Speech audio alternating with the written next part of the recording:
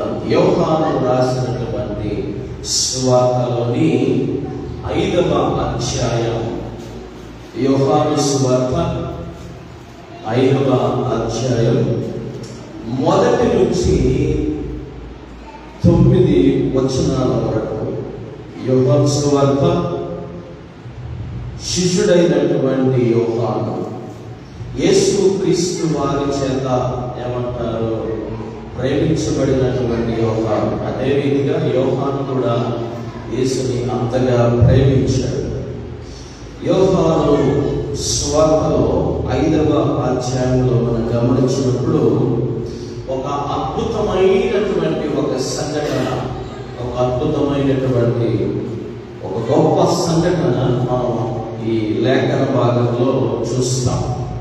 5వ అధ్యాయము 1 నుంచి 9 వచనాల వరకు మనం చదువుకున్నప్పుడు ఈ చిన్న ప్యాసేజ్, ఒక్కరోజు సౌందర్యకి ఎక్కువగా వేసుకుంటారు కదా, ఈ చిన్న ప్యాసేజ్ని కనుక మనం ఆలోచన చేసినప్పుడు మనకేం అర్థమవుతుందంటే, ఒక ఆయన ఉన్నాడు, ఆయన దగ్గర 38 సంవత్సరాల నుంచి రోగంతో పడి ఉన్నాడు. ఆ రోగంతో పడి ఉన్నటువంటి ఆయన దగ్గరికి ఆయన దగ్గరికి ప్రభు అయినటువంటి యేసు క్రీస్తు వారు వెళ్ళడం జరిగింది. ఎవరు వెళ్ళారు అక్కడికి? యేసు క్రీస్తు వారు అక్కడికి వెళ్ళడం జరిగింది. చెప్పండి ఒకసారి. బాలరాజులో ఒకరు ముందుకు వచ్చేసి వెనకాల అనుకుంటున్నాను, ముందుగా ఇక్కడికి వచ్చి పక్కన ఎందుకు అంత గ్యాప్ వెనకాల అవసరం లేదు. దేవుడికి స్తోత్రం కలుగుగా. చాలా సంతోషం. అయితే ఇందులో నుంచి ఒక 3 విషయాలు నేను మీతో పంచుకుంటాను. ఈ వాక్యాన్ని చదువుతున్నప్పుడల్లా కొత్త కొత్త ఆలోచనలు పరిశుద్ధాత్మ దేవుడు ఇస్తా ఉన్నాడు. ఇది ఆల్రెడీ నేను ప్రసంగించాను. అయితే మరలా ఎందుకో తెలియదు, రేపటి దినాన అక్కడికి వెళ్ళి ఏం చెప్పాలి ప్రభు అని ప్రభు సన్నిధిలో ప్రభుని అడుగుతా ఉన్నప్పుడు ఈ వాక్య భాగంతోనే నువ్వు మాట్లాడు అని దేవుడు నాతో మాట్లాడాడు. అందుకనే ఈ వాక్య భాగాన్ని మీ ముందుకు తీసుకొచ్చాను. దేవుడు తప్పకుండా మనతో మాట్లాడతాడు. హల్లెలూయా. దేవుడు నాతో మాట్లాడాలి అని ఆశపడే వాళ్ళందరూ కూడా గట్టిగా హల్లెలూయా చదువు ఒకసారి. దేవుడికి మహిమ కలుగునుగాక. దేవుడి మాటలు బలపరిచేటటువంటి మాటలు. ఏం మాట్లాడ? బలపరిచేటటువంటి మాటలు. దేవుని మాటలు బలపరిచేది. దేవుని మాటలు ఏమంటారు? బలము ఇచ్చేటటువంటివి. దేవుని మాటలు నిలబెట్టేటటువంటివి. దేవుని మాటలు చనిపోయిన వారిని కూడా లేపినటువంటి పరిస్థితి మనం బైబిల్ గ్రంథంలో చూస్తాం. ఏది ఏమైనప్పటికీ ఈ ప్రత్యేకమైనటువంటి ఈ పోర్షన్లో మనం గమనించినప్పుడు, అనగా ఈ చిన్న ప్యాసేజ్ లో మనం చూస్తే, ఈ చిన్న భాగంలో మనం చూస్తే, ఇది చదువుతా ఉన్నప్పుడు నాకు ఒక 3 విషయాలు అర్థమైనాయి. మొదటి విషయం ఏమిటంటే, మనం పల్లెటూరులో ఏమంటారు, పల్లెటూరులకి ఈ మాటలు అయితే బాగుంటాయని అనిపించి నాకు ఈ ఆలోచన వచ్చింది. పల్లెటూరులో ఉన్నటువంటి మనకి ఈ మాటలు చెప్పుకుంటే బాగా అర్థమవుతాయని నేను మీకు అర్థం కావడానికే ఈ మాటలు చెప్పాలనిపించింది. 3 మాటలు. ఈ 9 వచనాల నుంచి 3 మాటలు. మొట్టమొదటిది ఏమిటనంటే పండగ. ఏమిటి? పండగ. రెండవది, మొదటిదేమో పండుగ, రెండవది ఏమిటంటే మొదటి వచనానికి పండుగ అనే అంశం. ఏమిటి? మొదటి వచనానికి పండుగ అనేది. రెండవదిగా మనం ఆలోచన చేసినప్పుడు 2వ వచనం నుండి 4వ వచనం వరకు ఎండగా. ఏంటి? పండగ, ఎండగా. ఎండగన్నప్పుడు ఎండ గురించి మాట్లాడాలి. ఎండిపోయిన పరిస్థితి ఎండగా. 2వ వచనం నుంచి 4వ వచనం వరకు ఎండగా. ఇక 5వ వచనం నుండి నుండి 9వ వచనం వరకు అండగా. ఏమిటి? పండుగ, ఎండగా, అండగా. మూడే మూడు అన్నమాట. పండుగ, ఎండగా, అండగా. ఓకే, ఈ మూడు గుర్తు పెట్టుకోండి. ఈ మూడు గుర్తు పెట్టుకుంటే మీకు ఈ భాగం గుర్తుంటుంది. యోహాను సువార్త 5వ అధ్యాయము 1 నుంచి 9 వచనాలు భాగం. మొదటిదేమో పండుగ, రెండవదేమో ఎండగా, మూడవదేమో అండగా. అండగా అండగా. ఎందుకు పండుగ అన్నాను, ఎందుకు ఎండగా అన్నాను, ఎందుకు అండగా అన్నాను నేను మీకు బోధిస్తాను. మొదటి వచనం ఈ విధంగా రాయబడి ఉంది. ఎక్కువసేపు నేను త్వరగా ముగించేస్తాను. ఓకే, మొదటి వచనంలో ఏం రాయబడి ఉందంటే అటు తరువాత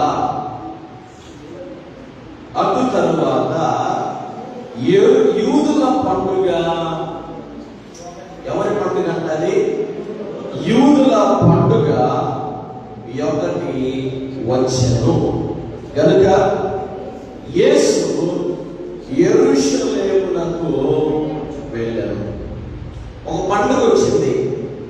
ఆ పండుగ సమయానికి యెరూషలేము లోనికి ఎవరు వెళ్ళారంటే ప్రభు అయినటువంటి యేసు క్రీస్తు వారు వెళ్ళారు. ఒక పండుగ అని రాయబడింది బైబిల్ గ్రంథంలో. ఒక పండుగ, ఒక పండుగ. ఆ పండుగ పేరేమో రాయలే. అర్థమవుతుంది మీకు? సో ఆ పండుగ పేరు ఏమిటో రాయలేదు కాబట్టి దాని గురించి ఎక్కువగా ఆలోచన చేయాల్సినటువంటి అవసరం లేదు. అర్థమవుతుంది మీకు? ఒకవేళ మనం అర్థం చేసుకున్నట్లయితే, ఒకవేళ దీని గురించి ఆలోచన చేయాలంటే బైబిల్ గ్రంథంలో ఒక పండుగ అని రాయబడింది కానీ ఏ పండుగ అయితే చెప్పలేదు. అక్కడ సైలెంట్ గా ఉన్నటువంటి లేఖనాన్ని మనం చూస్తా ఉన్నాం. అయితే నేనేమనుకున్నానంటే జనరల్ గా ఆలోచన చేసినప్పుడు ఈ పండుగ ఏ పండుగ అయి ఉండొచ్చు అంటే లూకా రాసినటువంటి సువార్తలోనికి మనం వెళ్ళినప్పుడు మొదటి అధ్యాయంలో చూస్తే 2వ అధ్యాయంలోకి వచ్చినప్పుడు ఈ విధంగా రాయబడి ఉంటుంది. లూకా సువార్తలోనికి వెళ్ళినప్పుడు 2వ అధ్యాయం 40వ వచనం నుంచి 41వ వచనం నుంచి చదివినప్పుడు ఈ విధంగా రాయబడి ఉంది. 41వ వచనం 2వ అధ్యాయం 41వ వచనం చదవండి ఎవరైనా. పస్కా పండుగప్పుడు ఆయన తల్లిదండ్రులు ఏటేటా యెరూషలేమునకు వెళ్ళుచుండువారు. చాలు. పస్కా పండుగప్పుడు ఆయన తల్లిదండ్రులు అంటే ఎవరు? ప్రభు అయినటువంటి యేసుక్రీస్తు వారి యొక్క తల్లిదండ్రులు. వారే మరియా, యోసేపులు. వీళ్ళకి ఒక అలవాటు ఉంది. ఏమిటి అలవాటు అనంటే పండగ అనేటటువంటి పస్కా పండుగకి వీళ్ళు ఎక్కడికి వెళ్తున్నారంటే యెరూషలేమునికి వెళతా ఉన్నారు. అర్థమవుతుందా మీకు? పస్కా పండుగకి వాళ్ళు యెరూషలేముకి ఎప్పుడు వెళ్తున్నారంటే ఏటేటా అంటే సంవత్సరం పోతా ఉన్నారు. అర్థమవుతుందా మీకు? సంవత్సరం వీళ్ళు ఎక్కడికి వెళ్తున్నారంటే యెరూషలేమునికి వెళ్తా ఉన్నారు. సో కాబట్టి వీళ్ళకి పండుగ ఏ పండుగ అంటే బహుశా ఈ పండుగ ఉండొచ్చు, పస్కా పండుగ.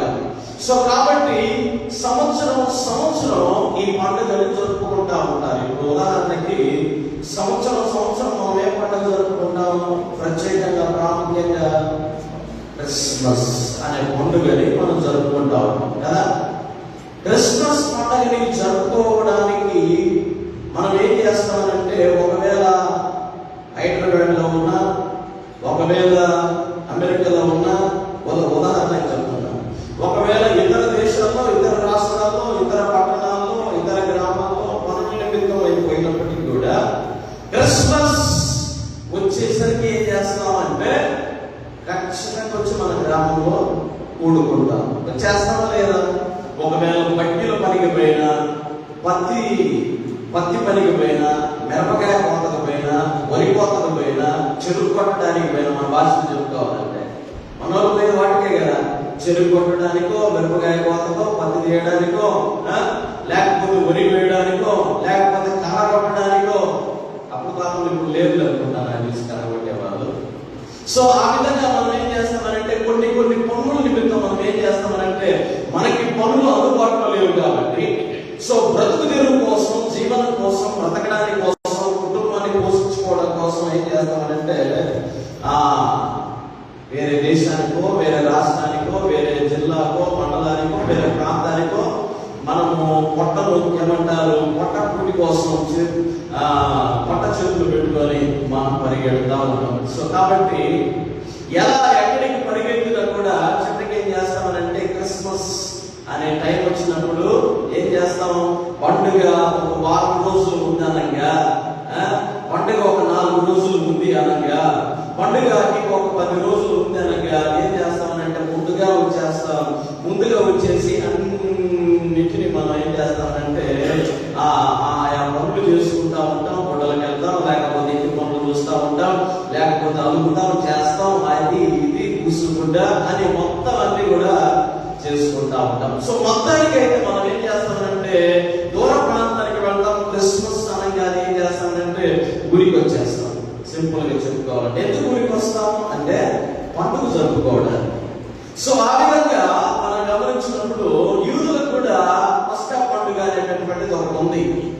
బహుశా ఈ పస్కా పండుగనో, లేకపోతే పర్ణశాల పండుగనో, లేకపోతే ఇంకొక పండుగనో యూదులకి పండుగలు ఉన్నాయి. సో మొత్తానికి అయితే ఒక పండుగ వచ్చింది. నేనేమనుకుంటానంటే బహుశా ఒకవేళ పస్కా పండుగ కావచ్చు. యేసుక్రీస్తు వారి తల్లిదండ్రులు అందరూ కూడా ఏం చేస్తారంటే యెరూషలేం ప్రాంతానికి వెళ్తున్నారు. సో యెరూషలేం ప్రాంతానికి యేసుక్రీస్తు వారు పండుగ ఒకటి వచ్చింది కాబట్టి ఆయన కూడా అక్కడికి వెళ్ళాడు. అర్థమవుతుందా మీకు? ఆయన కూడా అక్కడికి వెళ్ళాడు. సో ఇది ఏటేటా జరుగుతున్నటువంటిది అని మనం లూకా రాసినటువంటి సువార్త 2వ అధ్యాయం 41వ వచనం ప్రకారం మనం చూడొచ్చు. సో మొత్తానికైతే వీళ్ళు ఎక్కడికి వెళ్ళారు అని అంటే యేసుక్రీస్తు వారు ఎక్కడికి వెళ్ళినాడు అంటే ఆయన యెరూషలేం ప్రాంతానికి వెళ్ళినాడు. సో యెరూషలేం ప్రాంతంలో మనం గమనించినప్పుడు పండుగలు ఏం చేస్తారంటే వాళ్ళు జరుపుకుంటా ఉంటారు. అల్లాపురం మనం ఏ విధంగా అయితే వెళ్ళిపోతామో వాళ్ళు కూడా ఏం చేస్తారంటే యెరూషలేం ప్రాంతానికి పండుగ జరుపుకోవడానికి వస్తున్నటువంటి పరిస్థితి. అర్థమవుతుందా మీకు? పండుగ జరుపుకోవడానికి, పండుగ సమయాన్ని ఆనందించడానికి, పండుగలో సంతోషించడానికి వెళుతున్నటువంటి పరిస్థితి.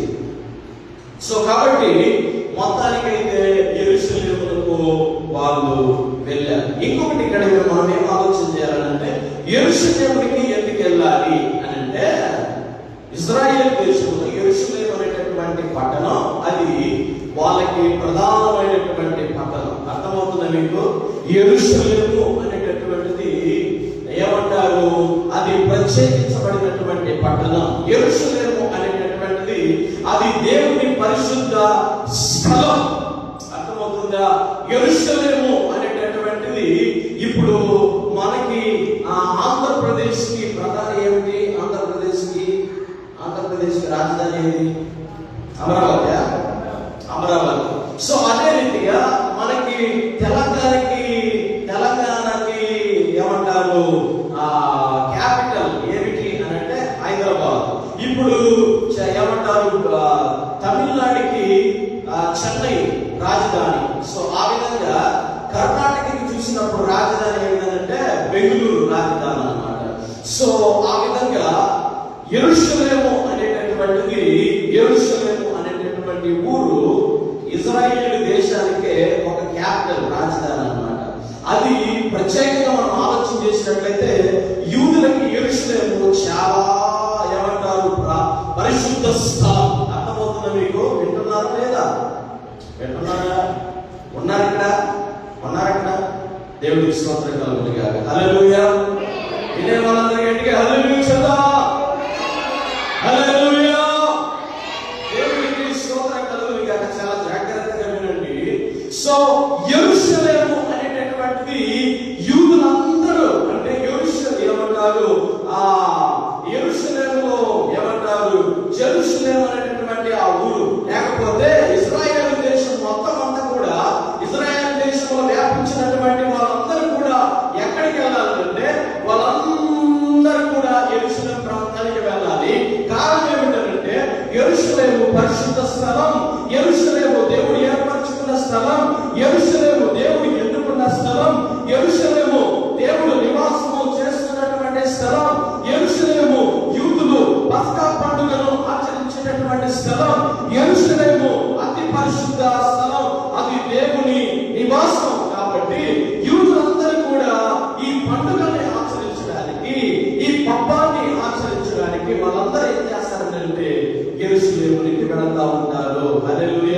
దేవునికి స్తోత్రం కలుగును గాక. కాబట్టి వాళ్ళు ఏం చేస్తారంటే యెరూషలేము ప్రాంతానికి యూదులందరూ కూడా వాళ్ళు ఎక్కడ ఉన్నా కూడా యెరూషలేమునికి వెళ్ళాలి.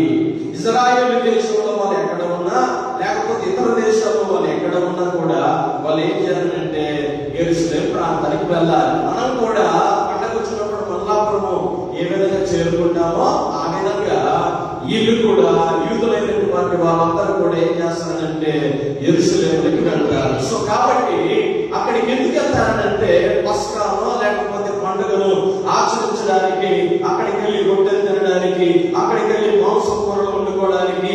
ఇంకోటి ఏమిటంటే ప్రత్యేకంగా అక్కడికి వెళ్ళినప్పుడు వాళ్ళు ఏం చేస్తారంటే యెరూషలేముకు తర్వాత యూదులకి చాలా దగ్గర సంబంధం అన్నమాట. వాళ్ళు అక్కడికి వెళ్ళినప్పుడు మందిరానికి వెళ్తారు, వాళ్ళు అక్కడికి వెళ్ళినప్పుడు దేవుని స్తుతిస్తారు, దేవుని నామాన్ని వాళ్ళు మహిమపరుస్తారు. మనము రాజుల గ్రంథంలో అదే రీతిగా దినవృత్తాంతముల గ్రంథంలో గమనించినప్పుడు యెరూషలేము అనేటటువంటి యూదులకి చాలా ప్రాముఖ్యమైనటువంటి ప్రాధాన్యమైనటువంటి స్థలం. అక్కడ దేవునితో సహవాసం ఎక్కువగా వాళ్ళు చేస్తారు, రొట్టెలు తినడానికి మాత్రమే కాదు. అర్థమవుతుందా? సో మొత్తానికైతే అక్కడికి యేసుక్రీస్తు వారు కూడా ఆయన వెళ్ళినటువంటి సందర్భం కనబడుతుంది. యెరూషలేమునికి యేసు వెళ్ళాడు. దేవునికి మహిమ కలుగును గాక. హల్లెలూయా. ఇప్పుడు అక్కడ ఏ వాతావరణం ఉంది? అక్కడ ఏ వాతావరణం ఉంది యెరూషలేములో అంటే పండుగ వాతావరణం ఉంది. పండుగ వాతావరణం అని చెప్పేసి అన్నప్పుడు, పండుగ అన్నప్పుడు మన పరిభాషలో చెప్పుకోవాలంటే ఇప్పుడు క్రిస్మస్ వస్తా ఉంది. క్రిస్మస్ వస్తా ఉన్నప్పుడు ఆ వాతావరణం ఎలా ఉంటది? కలకలగా ఉంటది. అవునా కదా? కలకలగా ఉంటది. కొంతమంది ఇంటికి సున్నం కొడతా ఉంటారు, అవునా? కొంతమంది గోడలకు పెయింట్ వేసుకుంటా ఉంటారు. కొంతమంది ఏం చేస్తారు? అలుకుతా ఉంటారు. కొంతమంది ఏం చేస్తూ ఉంటారు? ఇంటిని రిపేర్ చేసుకుంటా ఉంటారు. కొంతమంది ఏం చేస్తారు?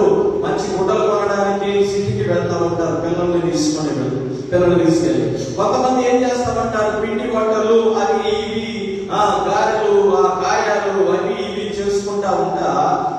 ఈ పండుగ వాతావరణం ఎలా ఉంటదంటే చాలా కలకలగా ఉంటది. చాలా ఆనందకరంగా ఉంటది. చాలా అద్భుతంగా కనబడతా ఉంటది.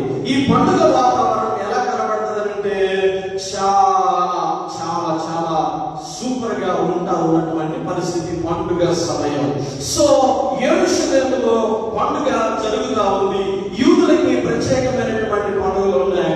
సో ప్రధానంగా గమనించినప్పుడు పస్కా పండుగ అనేటటువంటిది ఒక ప్రాముఖ్యమైనటువంటి పండుగ. సో మొత్తానికైతే యెరూషలేములో ఏమున్నదనంటే పండుగ కుతూహలం, పండుగ కోలాహలం, పండుగ ఆనందం, పండుగ సమయం, ఆనందించి సంతోషించి గంతులు వేసినటువంటి సమయం ఇక్కడ మనకి కనబడతా ఉంది. పండుగ అంటే సంతోషకరమైనటువంటి సమయం కదా. ఏమిటి? పండుగ అంటే సంతోషకరమైన సమయం, పండుగ అంటే ఆనందించేటటువంటి సమయం, పండుగ అంటే ఏమంటారు కుతూహలము జరిగినటువంటి సమయం, పండుగ అన్నప్పుడు కలకలగా కనబడేటటువంటి సమయం, పండుగ అని చెప్పేసి అన్నప్పుడు ఎంతో ఉత్సాహించేటటువంటి సమయం, గంతులు వేసినటువంటి సమయం, పండుగ సమయం. యెరూషలేములో పండుగ సమయం. సో చాలా మంది ఈ పండుగకి ఏం చేస్తారంటే జనాలు తండోపతండాలుగా ఆనందముతోటి, సంతోషంతోటి, వాళ్ళ బంధువులతోటి, వాళ్ళ రక్త సంబంధికులతోటి, వాళ్ళ యొక్క స్నేహితులతోటి, వాళ్ళ ఇరుగు పొరుగు వాళ్ళతోటి, వాళ్ళందరూ కూడా యెరూషలేముకి ఎందుకు వస్తారంటే పండుగలో ఆనందించడానికి, పండుగ జరపడానికి, పండుగలో గంతులు వేయడానికి, బాగా పండుగ జరుపుకోవడానికి వస్తున్నటువంటి సందర్భం. ఒక పక్క చూస్తే ఇక్కడ ఏం కనబడుతుంది యెరూషలేములో అంటే పండుగ వాతావరణం ఉంది. హల్లెలూయా. దేవునికి స్తోత్రం కలుగును గాక. ఒక పక్క చూస్తేమో యెరూషలేములో పండుగ వాతావరణం, బాగా సంతోషించి ఆనందించి గంతులు వేసినటువంటి సమయం ఒక పక్క కనబడతా ఉంది. పండుగలో పాల్గొంపులు పొందేవారు, పండుగలో ఆనందించేవారు, పండుగలో గొప్ప గొప్ప విషయాలు చెప్పుకునేవారు, పండుగలో దేవుని స్తుతించేవారు, పండుగలో గమనించినప్పుడు ప్రియమైనటువంటి దేవుని బిడ్డలారా ఉత్సహించేటటువంటి సమయం, పండుగ సమయం ఒక పక్క ఉంటే ఇది పండుగ సందర్భం కనబడతా ఉంది. పండుగలో ఒక పక్క పండుగ జరుగుతూ ఉంది పండుగ. అయితే 2వ వచనం నుంచి గమనించినప్పుడు ప్రియమైనటువంటి దేవుని బిడ్డలారా ఏం రాయబడింది తెలుసా? ఇలా చూద్దాం పదండి. యెరూషలేములో గొర్రెల ద్వారముల దగ్గర హెబ్రీ భాషలో బెతెస్దా అనబడిన ఏముందంటే అక్కడ ఒక కోనేరు కలదు. దానికి ఎన్ని మంటపాలు ఉన్నాయి? ఎన్ని మంటపములు ఉన్నాయంటే 5 మంటపములు ఉన్నాయి. 5 మంటపములు కలవు. ఆయా సమయములకు దేవతలు ఏం చేస్తారట? కోనేటిలో దిగి నీళ్లు కదిలించుట కలదు. నీరు కదిలింపబడిన పిమ్మట మొదట ఎవడు దిగునో వాడు ఎట్టి వ్యాధి గలవాడైనను బాగుపడును. కనుక ఆ మంటపములలో రోగులు ఉన్నారు, గుడ్డివారు ఉన్నారు. అదే రీతిగా ఎవరున్నారు అక్కడ? గుడ్డివారు ఉన్నారు. ఊచ కాలు చేతులు కలిగినటువంటి వాళ్ళు కూడా అక్కడ ఏమై ఉన్నారంటే గుంపులుగా పడి ఉన్నారు. ఎక్కడ పడి ఉన్నారంటే వీళ్ళందరూ కూడా ఎక్కడ పడి ఉన్నారు? బెతెస్దా అనబడినటువంటి స్థలంలో అక్కడ ఒక కోనేరు ఉంది. ఆ కోనేటిలో నీళ్లున్నాయి. అక్కడ 5 మంటపాలు ఉన్నాయి. ఆ 5 మంటపాల దగ్గర వీళ్ళు ఎవరెవరు పడి ఉన్నారంట అంటే రోగులు అన్నప్పుడు చాలా విధాలైనటువంటి రోగాలు ఉండొచ్చు. శరీర రోగము, గజ్జో, తామరో, లేకపోతే ఏమంటారు వివిధ రోగాలు, ఎన్నో రోగాలు, శరీర రోగాలు.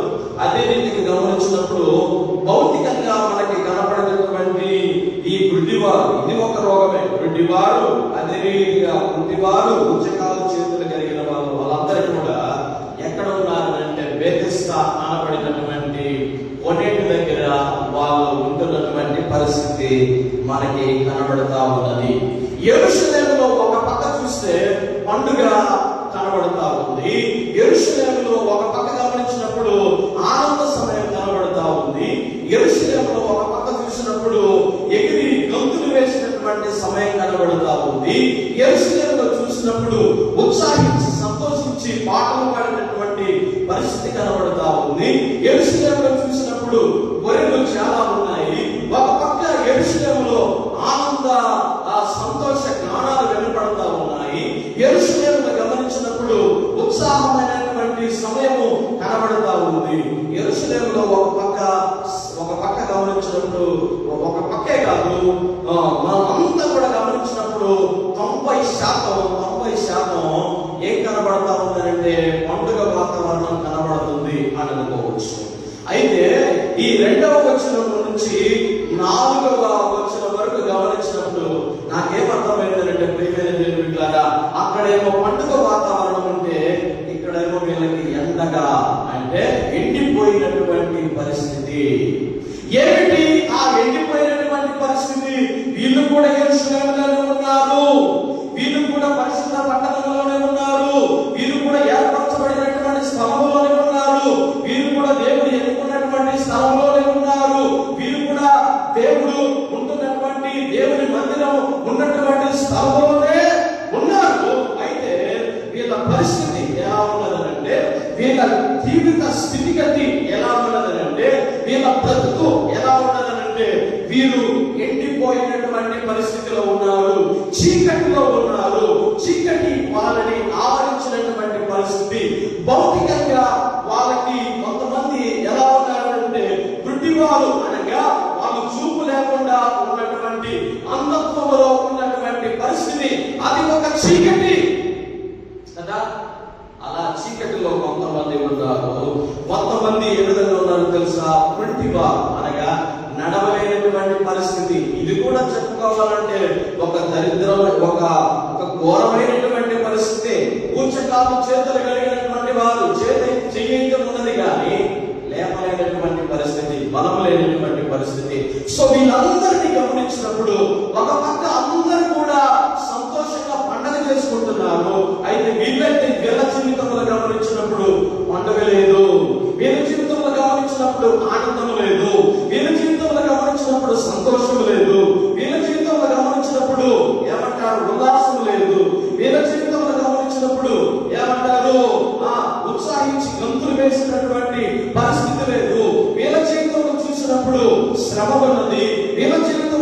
చూసినప్పుడు వేదన ఉన్నది, వీళ్ళ జీవితంలో చూసినప్పుడు వెలుగు లేదు, వీళ్ళ జీవితంలో చూసినప్పుడు పడి ఉన్నటువంటి పరిస్థితి, వీళ్ళ జీవితంలో చూసినప్పుడు ఎటు చూసిన వేదనకరమే, ఎటు చూసిన బాధ, ఎటు చూసిన దిగులే, ఎటు చూసిన చెందే.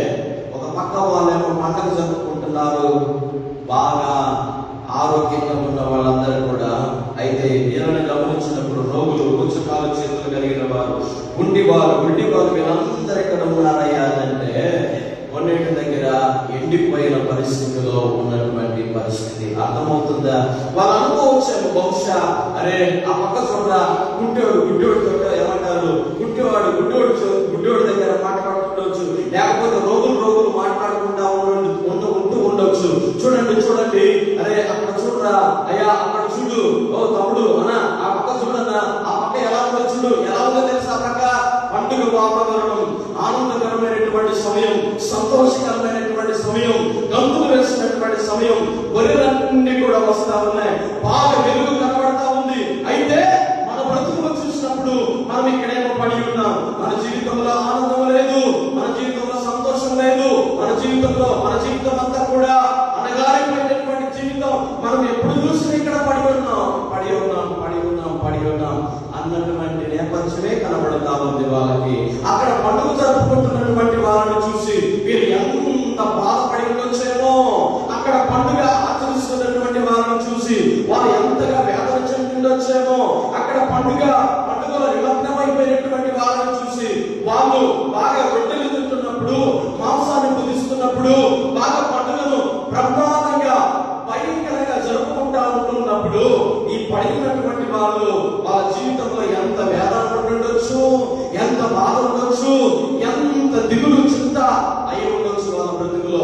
మనం ఏంటి ఇలా పడిపోయినాం, మన జీవితం ఏంటి ఇలా ఉండిపోయింది అని చెప్పేసి అనుకుని ఉండొచ్చు. ప్రేమైనటువంటి దేవుని బిడ్డలారా, ఒక పక్క పండుగ వాతావరణం అయితే ఒక పక్క వీళ్ళ జీవితాలు ఏమైనా తెలుసా, ఎండిపోయినటువంటి పరిస్థితి, ఎండగా అనేటటువంటి జీవితం. ఏ జీవితం అంట వాళ్ళది?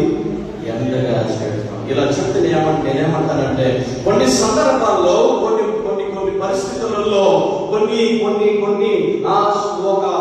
కొన్ని వాతావరణాలు గమనించినప్పుడు, కొన్ని పరిస్థితులను మనం చూసినప్పుడు మన జీవితాలు ఎలా ఉంటాయో తెలుసా?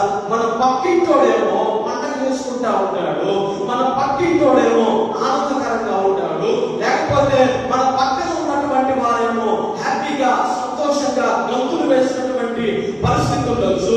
మన ఎదురుగా ఉన్నటువంటి వాళ్ళ జీవితాలు చాలా హ్యాపీగా సుఖవంతంగా ఉండొచ్చు. లేకపోతే మన పక్క పరిచర్యలు చూసినప్పుడు, మన పక్కన ఉన్నటువంటి ఆ పరిచర్యలు గమనించినప్పుడు వాళ్ళు ఏమంటారు, పండగలో ఉన్నటువంటి ఆ పరిస్థితిని, ఆ సిచ్యువేషన్ ని, ఆ యొక్క జీవితాన్ని వాళ్ళు కలిగి ఉండొచ్చు. అక్కడ బాగా కుతూహలంగా ఉండొచ్చు. అయితే మన జీవితాలు మనం గమనించుకున్నప్పుడు, మన బ్రతుకులు మనం గమనించుకున్నప్పుడు, మన యొక్క పరిచర్యను మనం చూసినప్పుడు, మన యొక్క జీవితాన్ని మనం చూసినప్పుడు, మన కుటుంబాన్ని మనం చూసినప్పుడు, మన యొక్క జీవితంలోనికి వెళ్ళి మన పరిస్థితిని వాళ్ళ పరిస్థితిలోనికి పోల్చి చూసినప్పుడు ఎలా ఉంటదంటే మన పరిస్థితి ఎండిపోయినటువంటి పరిస్థితిగా ఉంటది. మన పరిస్థితి ఎలా ఉంటదంటే నీరు లేని పరిస్థితిగా ఉంటది. మన పరిస్థితి ఎలా ఉంటదంటే అనగారిపోయినటువంటి పరిస్థితిగా ఉంటది. మన పరిస్థితి ఎలా ఉంటదంటే ప్రియమైనటువంటి దేవుని బిడ్డలారా, అక్కడేమో ఆనందం, మనకేమో దుఃఖము, అక్కడేమో సంతోషం, ఇక్కడేమో ఏడుపు, అక్కడేమో గొంతులు వేయడం, ఇక్కడేమో మూల కూర్చొని ఉన్నటువంటి పరిస్థితులు మన బ్రతుకుల్లో, మన కుటుంబాల్లో ఉంటాయి కొన్ని సందర్భాల్లో. అర్థమవుతుందా? అదనమాట పరిస్థితి. అదే సిచ్యువేషన్ ఇక్కడ కూడా మనం చూస్తా ఉన్నాం. అక్కడేమో పండుగ సమయం అయితే ఇక్కడేమో వీళ్ళకి ఎండగ సమయం, అంటే ఎండిపోతున్నటువంటి పరిస్థితి, ఎండిపోయినటువంటి పరిస్థితి, ఏమి చేయలేనటువంటి నిస్సహాయ పరిస్థితి, ఏమి అర్థం కానటువంటి పరిస్థితి, ఏమైనా చేయడానికి వాళ్ళకి వీలు పడినటువంటి పరిస్థితి, పండుగ చేసుకోవడానికి కూడా అవకాశం లేనటువంటి పరిస్థితి, రోగంతో ఉన్నటువంటి పరిస్థితి, వ్యాధితో ఉన్నటువంటి పరిస్థితి, ఆనందము లేనటువంటి పరిస్థితి, సంతోషం లేనటువంటి పరిస్థితి, దుఃఖం ఏడుకున్నటువంటి పరిస్థితి, జీవితం అంతా చీకటి చుట్టేసుకున్నటువంటి పరిస్థితి. ఇక ఇక్కడ ఉంటున్నటువంటి వాళ్ళ పరిస్థితి. మన జీవితాల్లో కూడా కొన్ని సందర్భాల్లో ఎదుటి వ్యక్తులు చూసినప్పుడు, ఎదుటి కుటుంబాలను చూసినప్పుడు, పక్కన చూసినప్పుడు, వాళ్ళ పండుగలు జరుపుకుంటా ఉన్నప్పుడు మన జీవితం ఎలా ఉంటుందనంటే, మన బ్రతికి ఎలా ఉంటుందనంటే ఎండిపోయిన పరిస్థితిలో ఉంటుంది, ఎండగా అనేటటువంటి పరిస్థితిలో ఉంటుంది, నిర్జీవమైనటువంటి పరిస్థితిలో ఉంటా ఉన్నటువంటి సందర్భం మన బ్రతుకులో. అయితే ప్రియమైన దేవుని బిడ్డలారా గమనించండి, ఒక పక్క పండుగ ఉన్నది, అయితే వీళ్ళ జీవితాలు ఎండిపోయిన స్థితిలో ఉన్నాయి, ఎండగా అన్నటువంటి పరిస్థితిలో వీళ్ళు ఉన్నారు. గమనించండి, అక్కడ ఒక అతని గురించి మనకు బైబిల్ సెలవిస్తా ఉంది. చూసినప్పుడు 5వ వచనం చదివితే, అక్కడ 38 ఏళ్ల నుండి వ్యాధి గల యొక్క మనుషుడును యేసు వాడు పడి ఉన్నట్టు చూచి వాడప్పటికి బహుకాలం నుండి ఆ స్థితిలో ఉన్నాడని ఎరిగి స్వస్థపడగోరుచున్నావా అని వాని అడగగా. ఇక్కడ కొన్ని విషయాలు మీతో నేను పంచుకుంటాను. అదేమిటంటే, ఇక్కడ 38 సంవత్సరాల నుంచి పడి ఉన్నటువంటి ఒక వ్యక్తిని గురించి బైబిల్ మనకు తెలియజేస్తా ఉంది. ఇతని బ్రతుకు కూడా పండుగ జరుపుకోలేనటువంటి పరిస్థితి, ఎండిపోయిన పరిస్థితి. అర్థమవుతుందా? అయితే అద్భుతమైనటువంటి విషయం, ఆశ్చర్యమైనటువంటి విషయం ఏమిటంటే, ఎండిపోయినటువంటి పండుగ జరుపుకోలేనటువంటి ఆనందం లేనటువంటి ఇతర జీవితంలో గమనించినప్పుడు ప్రేమైన దేవుని బిడ్డలారా, అండగా ఉండేటటువంటి యేసు అతని దగ్గరికి వచ్చేసాడు. దేవుడికి మహిమ కలుగును గాక. హల్లెలూయా. ఎన్ని సంవత్సరాల నుంచి అనంటే 38 సంవత్సరాలు. ఏది? రోగం మాత్రమే. ఆయన ఉన్నటువంటి రోగానికి కలిగినటువంటి వయస్సు. ఎన్ని సంవత్సరాల నుంచి రోగం ఉన్నది నీకనంటే 38 సంవత్సరాల నుంచి రోగం. ఎన్ని సంవత్సరాల నుంచి మనం చెప్తా ఉంటాం కదా, ఎన్ని సంవత్సరాల నుంచి మనకి వ్యాధి, ఎన్ని సంవత్సరాల నుంచి నీకు ఉన్నది బాధ అన్నప్పుడు ఎన్ని సంవత్సరాలు చెప్పుకుంటా ఉంటాం. ఇతని రోగం యొక్క వయస్సు ఎంతనంటే 38 సంవత్సరాలు. ఎన్ని సంవత్సరాలు? 38 సంవత్సరాలు. కేవలం రోగం యొక్క వయస్సు. అయితే తన యొక్క వయసు ఎంత ఉంటుందో మనకు తెలియదు, కానీ అతని వయసు చాలా పెద్ద వయసే. కేవలం అతనికి ఉన్నటువంటి రోగం యొక్క వయసును గమనించినప్పుడు 38 సంవత్సరాల వయసు కలిగినటువంటి, 38 సంవత్సరాల రోగం కలిగినటువంటి, అంటే 38 సంవత్సరాల రోగానికే అంత 38 సంవత్సరాలు ఉన్నవి అని మనకి బైబిల్ గ్రంథం తెలియజేస్తా ఉంది. అన్ని సంవత్సరాల నుంచి ఇతను ఏమైపోయినాడనంటే, అక్కడ ఆయన పడి ఉన్నటువంటి పరిస్థితి, 38 సంవత్సరాల నుంచి పడి ఉన్నటువంటి పరిస్థితి. ఇలా చదువుతున్నప్పుడు నాకు అర్థమైంది, అక్కడ చాలా మంది ఉన్నారు. ఎవరెవరు? రోగులు ఉన్నారు, గుంటోళ్ళు ఉన్నారు, పుచ్చకాలు చేతులు కలిగిన వాళ్ళు ఉన్నారు, గుడ్డి వాళ్ళు, అందరూ ఉన్నారు. అయితే చూడండి, ఇక్కడ ఇతను 38 సంవత్సరాల నుంచి పడి ఉన్నాడు. ఇతని దగ్గరికి రావడానికి గల కారణం ఏమిటి? మిగతా వాళ్ళ దగ్గరికి ఎందుకు వెళ్ళలేదు యేసుక్రీస్తు వారిని అంటే, లేక మనకేం తెలియజేస్తా ఉన్నానంటే, అతను అప్పటికే బహుకాలం నుండి పడి ఉన్నాడు. అర్థమవుతుందా మీకు?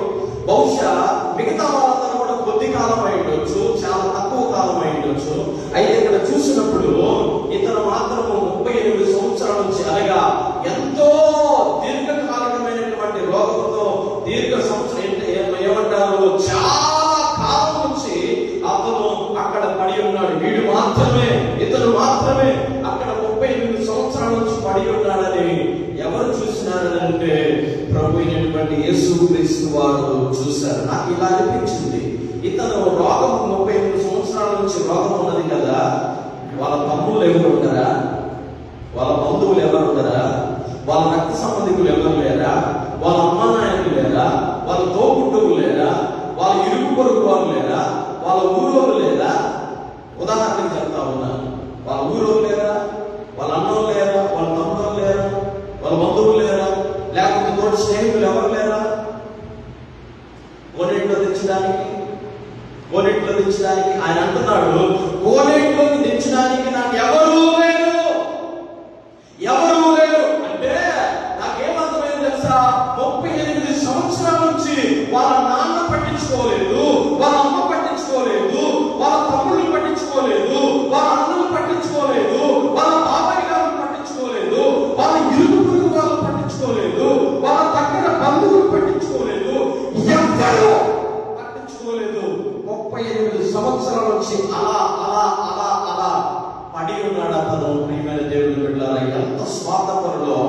మనుషులు ఈ లోకంలో ఎంత స్వార్థపరులు అంటే వాళ్ళ పనులు మాత్రమే చేసుకుంటారు. అర్థమవుతుందా మీకు? వాళ్ళ పనులు మాత్రమే చేసుకుంటారు. వాళ్ళ కార్యక్రమాలు జరిపించుకోవడం మాత్రమే చూసుకుంటారు. వాడికి ఎంత అవసరమో ఎంతైనా ఖర్చు పెట్టుకుంటాడు. అర్థమవుతుందా? వాడు ఏం చేసుకోవడానికైనా ముందుకు వస్తాడు. వాడి కోసం అప్పులు తీసుకోవడానికైనా ముందుకు వస్తాడు. వాడి కోసం ఏదైనా జరిగించుకోవడానికి, ఏదైనా చేయడానికి వాడు ఏదైనా చేస్తాడు. కానీ పక్కనోడు వాడు బాగలేడే, పక్కనోడు పరిస్థితి బాగలేదే, పక్కనోడు జీవితం బాగలేదే, అరే వాడు అన్ని సంవత్సరాల నుంచి పడి ఉన్నాడే, అన్ని సంవత్సరాల నుంచి వాడికి బాగలేదే, వాడి జీవితం మనకు తెలుసు, వాడి బ్రతుకు వాడికి తెలుసు, వాళ్ళ పరిస్థితి అంతా ఎరిగి కూడా కొంతమంది మనుషులు ఏం చేస్తారంటే మనుషులు వాళ్ళు స్వార్థ ప్రియులు కాబట్టి, మనుషులు వాళ్ళు ఏమంటారు పిసనాదులు కాబట్టి ఏం చేస్తారంటే పట్టించుకోరు. అర్థమవుతుందా? స్వార్థపరులు. ఈ లోకంలో ఉన్నటువంటి మనుషులు ఎలాంటి వాళ్ళంటే స్వార్థపరులు. వాళ్ళ పనులు వాళ్ళు చేసుకుంటారు. ఎదుటోడు పడిన పరిస్థితి, ఎదుటోడికి కలిగినటువంటి దీనస్థితి, ఎదుటోడికి ఉన్నటువంటి బాధ, ఎదుటోడికి ఉన్నటువంటి కష్టము చూసి దగ్గరికి రాడు పట్టించుకోరు. నీ సాగు నువ్వు సాగు. అర్థమవుతుందా? ఈ లోకంలో మనుషులు ఎలా ఉంటారు తెలుసా? నీ సాగు నువ్వు సాగురా, నాకు ఎందుకు నీతో పని, వాడి సాగు వాడు చేస్తారులే, వాడి బ్రతుకు వాడి అయిపోతారులే, వాడి సాగు వాడు చేస్తారులే, మనకెందుకు వాడి దాంట్లో ఇల్లు పెట్టడం, వాడి సాగు వాడు చేస్తారులే, వాడికి ఏ రోగం ఉంటే మనకెందుకు, వాడు ఏ బాధలు ఉంటే మనకెందుకు, వాడు ఏ దుఃఖం ఉంటే మనకెందుకు, వాడు ఆ పరిస్థితులు ఈ పరిస్థితులు మనకెందుకు, వదిలిపడేసి అవసరం లేదు అని అనుకునేటటువంటి పరిస్థితి. 38 సంవత్సరాల నుంచి కనీసం వాళ్ళ బంధువులు కూడా దగ్గరికి రాలేదు. ఇతని పరిస్థితి అంత విషాదకరమైనటువంటి పరిస్థితి. ప్రియమైనటువంటి దేవుని పిల్లలు, అర్థమవుతుందా? 38 సంవత్సరాల నుంచి నాకు ఇలా అనిపించింది.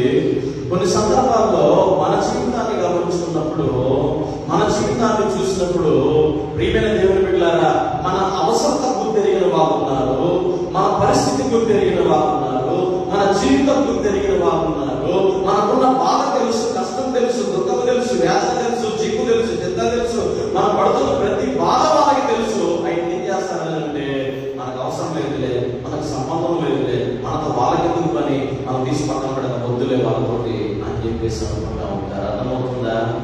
నా ప్రియమైనటువంటి దేవుని బిడ్డలారా, ఈ యొక్క మధ్యాహ్న కాలంలో ప్రియమైన దేవుని బిడ్డలారా గమనించండి. ఈ మధ్యాహ్న కాలంలో చూడండి, ఒకవేళ మనుషులు మనల్ని చూడకపోయినా, మనం పడి ఉన్న పరిస్థితిని మనుషులు పట్టించుకోకపోయినా, లేఖనం తెలియజేస్తా ఉంది. ఇద్దరు 38 సంవత్సరాల నుంచి పడి ఉంటే ఎవరి దగ్గరికి ఎవరు వచ్చినారు తెలుసా? ఆయన దగ్గరికి ఎవరు వచ్చినారు తెలుసా? వాళ్ళ నాన్న వచ్చాడా? లేదు. వాళ్ళ తమ్ముడు వచ్చాడా? లేదు. వాళ్ళ అమ్మ వచ్చిందా? లేదు. వాళ్ళ బాబాయ్ వచ్చినాడా? వాళ్ళ పెద్దనాయన వచ్చినాడా? లేకపోతే వాళ్ళ బంధువులు వచ్చినారా? ఎవరు రాలేదు. వాళ్ళ ఊరి నుంచి కూడా ఎవరు రాలేదు, పక్క నుంచి కూడా ఎవరు రాలేదు. ఎవరు వచ్చినారంటే కేవలం యేసు క్రీస్తు వారు మాత్రమే వచ్చారు. హల్లెలూయా. దేవునికి స్తోత్రం కలుగును గాక. ఇలా చెప్తూ నేను ఏమంటానంటే, మనం పడి ఉన్నటువంటి పరిస్థితి, మనము ఏమంటారు లేవలేనటువంటి పరిస్థితి, కృంగిపోయిన పరిస్థితి, ఎన్నో సంవత్సరాల నుంచి, ఎన్నో ఏళ్ల నుంచి, ఎన్నో రోజుల నుంచి పడినటువంటి పరిస్థితిని చూసేది ఎవరంటే అది యేసు ఒక్కడే చూస్తాడు. ఈ లోకంలో ఎవరు చూడరు.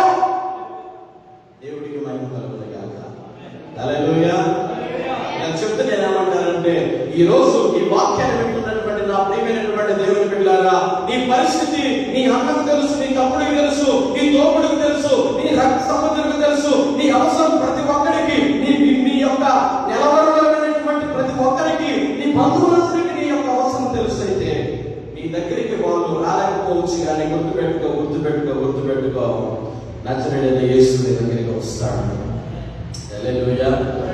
ఆయన నిన్ను చూస్తాడు. దేవుడికి మహిమ కలుగును గాక. దేవుని వాక్యం సెలవిస్తా ఉంది.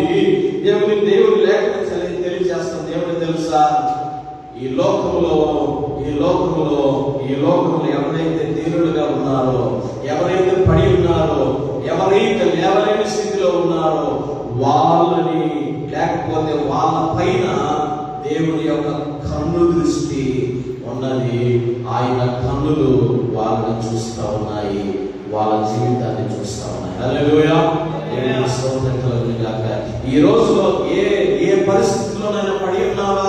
లేవలేని పరిస్థితి అనేది, లేచి నిలబడలేని పరిస్థితి, ఆర్థికంగా నిలబడలేని పరిస్థితి, అనారోగ్యంగా నిలబడలేని పరిస్థితి, లేకపోతే ఆధ్యాత్మికంగా కిందకి వెళ్ళినటువంటి పరిస్థితి, ఇది ఏ పరిస్థితి, ఎక్కడ పడి ఉన్నావు ఆ పడి ఉన్నటువంటి స్థలాన్ని, లేకపోతే పడి ఉన్నటువంటి నిన్ను, ఆ సిచ్యువేషన్ ని, ఆ పరిస్థితిని చూసేది ఎవరనంటే ప్రభువైనటువంటి యేసుక్రీస్తు వారు. ఎవరు చూసినా ఎవరు చూడకపోయినా యేసు నిన్ను చూస్తూ ఉన్నాడు. హల్లెలూయా, హల్లెలూయా, చెప్పాలి గట్టిగా హల్లెలూయా.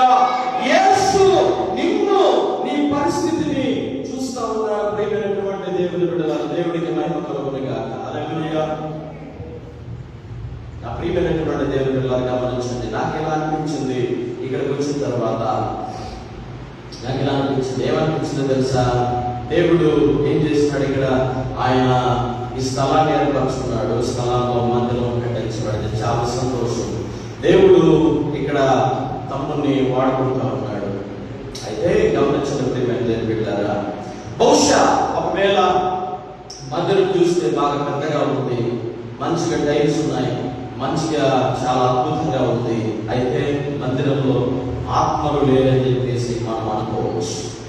అర్థమవుతుందా? జనాలు లేరని చెప్పేసి అనుకోవచ్చు. మన పరిస్థితి ఎప్పుడు రోజు ఇలానే ఉంటుందా? నెల ఇలానే ఉంటుందా? వారం ఇలానే ఉంటుందా? ఎప్పుడు 4 చెట్లైనా, ఎప్పుడు 4 చాపలైనా, ఎప్పుడు 4 ఆత్మలైనా అని అనుకోవచ్చు. గుర్తుపెట్టుకోండి. ఈ పరిస్థితిని దేవుడు చూస్తూ ఉంటాడు.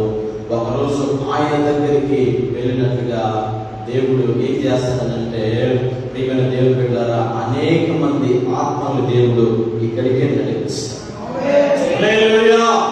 ఈ రోజు 4 కావచ్చు, ఈ రోజు 3 కావచ్చు, ఈ రోజు 10 మంది ఒకవేళ కావచ్చు, ఈ రోజు ఒక్క కుటుంబమే కావచ్చు. కానీ ఒక్కరిని దేవుడు ఏం చేస్తాడంటే 1000 మందిగా చేస్తాడు. హల్లెలూయా. మన పరిస్థితిని ఆయన చూస్తాడు. దేవుడికి మహిమ కలుగును గాక. ఈ రోజు ఒకవేళ తమ్ముడు బాబు కూడా అంతరంగంలో ఒకవేళ చెప్పుకోలేనటువంటి బాధపడుతూ ఉండొచ్చేమో. ఆ ఒకవేళ ఆయన ఆత్మలు లేదని చెప్పేసి పడిపోయినటువంటి సందర్భం ఒకవేళ ఉండొచ్చేమో. అయితే ప్రభు చూస్తున్నాడు అతన్ని. ప్రభు మనం చూస్తూ ఉన్నాడు. ప్రభు ఏం చేస్తాడనంటే, ఆయన చూసి ఏం చేస్తాడనంటే, ఆయన అనేక మంది ఆత్మల్ని తీసుకురాబోతున్నాడు. దేవుడికి స్తోత్రం కలుగునుగా. ఆయనే తీసుకొస్తాడు. ఎందుకంటే ఆయనే చూసేవాడు కాబట్టి. మనుషుల నేత్రాలు మనల్ని చూడకపోయినప్పటికీ కూడా దైవ నేత్రాలు మనల్ని చూస్తూ ఉన్నాయి. దేవుడికి మహిమ కలుగునుగాక. అప్పటికే పడి ఉండడం చూసి వాడు అప్పటికి బహుకాలం నుండి ఉన్నాడని ఆయన ఎరిగి, దేవుడికి మహిమ కలుగునుగాక. మన అంతరంగాన్ని, మన జీవితాన్ని ఎప్పుడు ఎరగకపోయినా ఎరిగిన వాడైన యేసు ఉన్నాడు అనేది మనం జ్ఞాపకం చేసుకోవాలి. హల్లెలూయా. దేవుడికి స్తోత్రం కలుగునుగాక. ఆయన మన పరిస్థితిని ఎరిగి ఉన్నాడు. ఆయన మన పరిచర్యని ఎరిగి ఉన్నాడు. ఆయన మన సంఘాన్ని గుర్తెరిగి ఉన్నాడు. ఆయన మనం పడుతున్నటువంటి బాధని గుర్తెరిగి ఉన్నాడు. మన గుండె లోతుల్లో మనం పడుతున్నటువంటి వేదనని ఆయన ఎరిగి ఉన్నాడు. దేవుడికి మహిమ కలుగునుగాక. 38 సంవత్సరాల నుంచి ఆయన పడి ఉన్నప్పుడు చూశాడు. ఆయన దగ్గరికి వెళ్ళినాడు. ప్రియమైన దేవుని బిడ్డలారా, నీవు స్వస్థపడాలని ఆశపడుతున్నావా అని అన్నప్పుడు ఆయన ఇచ్చినటువంటి జవాబు విచిత్రంగా ఉన్నది. కానీ ప్రియమైన దేవుడు గమనించినప్పుడు యేసయ్య ఏం చేశాడో తెలుసా? అతను పడి ఉన్నటువంటి స్థలంలో నుంచి అతన్ని లేపి నిలబెట్టాడు. దేవుడికి స్తోత్రం కలుగునుగాక. హల్లెలూయా, హల్లెలూయా. ఎవరు సహాయం చేయలేదు. ఏ బంధువు సహాయం చేయలే, ఏ ఊరోడు సహాయం చేయలే, ఏ రక్త సంబంధికుడు సహాయం చేయలేదు. కానీ మనకు ఒక బంధువు ఉన్నాడు. లేకపోతే ఇక్కడ గమనించినప్పుడు ఆత్మీయ బంధువు ఎవరనంటే ప్రభువు యేసుక్రీస్తు. ఆయనే వస్తాడు మన దగ్గరికి. మనకు బంధువులు రక్త సంబంధంగా ఉన్నప్పటికీ కూడా ప్రయోజనం లేనట్టుగా ఏమంటారు, ప్రయోజనకరంగా వాళ్ళు ఉండరు. అయితే మనకు ఒక బంధువు ఉన్నాడు. ఆయన ఆత్మబంధువు ప్రభు అయిన యేసుక్రీస్తు వారు ఆయనే నీ దగ్గరికి వస్తాడు. ఈ పరిస్థితిని ఆయన ఎరిగి ఉన్నాడు కాబట్టి ఏం చేస్తాడంటే నువ్వు పడి ఉన్నటువంటి స్థలంలో నుంచి ఆయన నిలబెట్టబోతున్నాడు. హల్లెలూయా. దేవుడికి స్తోత్రం కలుగునుగాక. ఆ ప్రియమైన దేవుని బిడ్డలారా, 38 సంవత్సరాల నుంచి పడి ఉన్నాడు. అతనిని దేవుడు నిలబెట్టాడు. స్వస్థత ఆయనకి కలుగజేస్తాడు. కదలలేని పరిస్థితి, మెదలలేని పరిస్థితి, దోగాడు లేని పరిస్థితి, పరుపులో పండుకుంటే పండుకున్నట్టుగానే ఉండాలి. అది పరిస్థితి. కాళ్ళు చేతులు పనిచేయవు, కేవలం నోరు మాత్రం పనిచేస్తుంది, తల కూడా కలపలేనటువంటి పరిస్థితి. 6వ పాయింట్ వచ్చింది తండ్రి. ఏమేమి ఇట్లా గమనించింది, ఆ పరుపులో 35 సంవత్సరాల పరుపులో పండుకొని పండుకొని పండుకొని పండుకొని ఎంత గబ్బు అయిపోయి ఉంటాడో, ఎంత వాసన ఉండొచ్చో, ఎంత విచిత్రమైన పరిస్థితిలో అతని పరిస్థితి, ఎంత దయనీయమైనటువంటి దారుణమైనటువంటి పరిస్థితి ఒకసారి ఆలోచన చేయండి.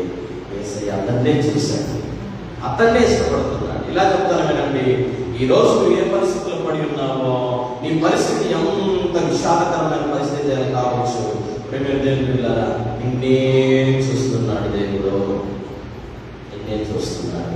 ఈ పరిస్థితిని ఆయన గుర్తిరిగి ఉన్నాడు, ఆయన లేకపోతున్నాడు. హల్లెలూయా. దేవుడికి స్తోత్రం కలుగునుగాక. ఇలా అనిపించింది కొద్ది రోజులు, మేబీ ఒకవేళ ఈ రోజు ఇలా ఉండొచ్చాను, కానీ దేవుడు దీన్ని చూస్తున్నాడు, దేవుడు దీని దగ్గరికి వస్తాడు. దేవుడు ఏం చేస్తాడంటే దీన్ని ఎరిగి ఉన్నాడు కాబట్టి ఆయన దీన్ని లేపేస్తాడు.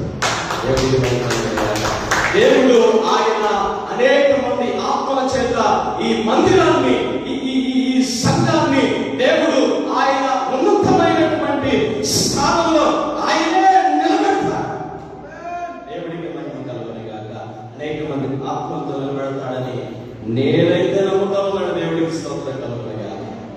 ఈరోజు ఒక్కర్లే, లేకపోతే ఇద్దరు అవ్వచ్చు, రేపు వేల, లేకపోతే రేపు వందల మందిని దేవుడు నడిపించే అవకాశం ఉన్నాయి. దేవుడు ఇంకా అనేక మందిని, అనేక ఆత్మల్ని ఆయన తీసుకొస్తాడు. ఆయనకు మాత్రమే సమస్తము సాధ్యము. అన్నిటినీ సాధ్యం చేయగలిగినటువంటి దేవుడు ఆయన. ఏ దిక్కు లేనటువంటి తన బ్రతుకులో చూసినప్పుడు దేవుడు దిక్చూచిగా ఆయన జీవితంలో కనబడతా ఉన్నాడు. దేవుడికి మహిమ కలుగునుగాక. నా ప్రియమైనటువంటి దేవుని బిడ్డలారా, వినండి. ఇలా చెప్తూ చివరిగా నేనేమంటానంటే, దేవుడు నీ పరిస్థితిని ఎరిగి ఉన్నాడు, దేవుడు నీ కుటుంబాన్ని ఎరిగి ఉన్నాడు, దేవుడు మన పరిస్థితిని ఎరిగి ఉన్నటువంటి దేవుడు కాబట్టి తప్పకుండా ఆయన ఒకరోజు లేవనెత్తి నిలబెడతాడు. హల్లెలూయా. దేవుడికి స్తోత్రం కలుగునుగాక. అన్ని రోజులు ఆ పరుపు అతన్ని మోస్తా ఉన్నది. అయితే గమనించండి, నీ పరుపు ఎత్తుకొని నువ్వు నడవని చెప్పేసి అన్నప్పుడు ఆ నోటి వాకు చేత ఆ మాట అతని దగ్గరికి వెళ్ళగానే అతను స్వస్థత పొంది అన్ని రోజులు ఆ పరుపు అతన్ని మోస్తా ఉన్నది. ఈ రోజు గమనించినప్పుడు ఆ పరుపును అతను మోస్తా ఉన్నాడు. పరుపును మోయలేని పరిస్థితిలో ఉన్నాడు. ఈ రోజు తన పరుపును ఎత్తుకొని తను వెళ్తూ ఉన్నాడు. దేవుడికి మహిమ కలుగునుగాక. హల్లెలూయా. ఒకవేళ ఈ రోజు కొన్ని పరిస్థితుల్లో నువ్వు పడిపోయి అక్కడే ఉన్నావేమో, లేవలేని పరిస్థితిలో ఉన్నావేమో, మోయలేని పరిస్థితిలో ఉన్నావేమో. ఈ రోజు మోయలేని పరిస్థితిలో ఉన్నట్లయితే ఒకానొక రోజు తప్పకుండా దేవుడు ఏం చేస్తాడంటే ఆ పరిస్థితులనే నువ్వు మోసుకొని వెళ్ళిపోతావు. హల్లెలూయా. ఆ పరిస్థితిలో దేవుడు నీకు ధైర్యాన్ని, బలాన్ని, శక్తిని దేవుడు నీకు ఇచ్చి నువ్వు పరిగెత్తుకునేటట్టు దేవుడు నేను చేయగలిగాక. ఆమేన్. దేవుడికి మహిమ కలుగునుగాక. నా ప్రియమైనటువంటి దేవుని బిడ్డలారా, ఇతని జీవితంలో దేవుడు యేసయ్య అండగా ఉన్నాడు. అండగా ఉండి తనను ఆశీర్వదించినాడు. దేవుడు మన జీవితాల్లో కూడా దేవుడు తను అండగా ఉండి మనలందరినీ, మన కుటుంబాలని, మన పరిచర్యని, ఈ పరిచర్యని దేవుడు ఆశీర్వదించినగాక. ఆమేన్.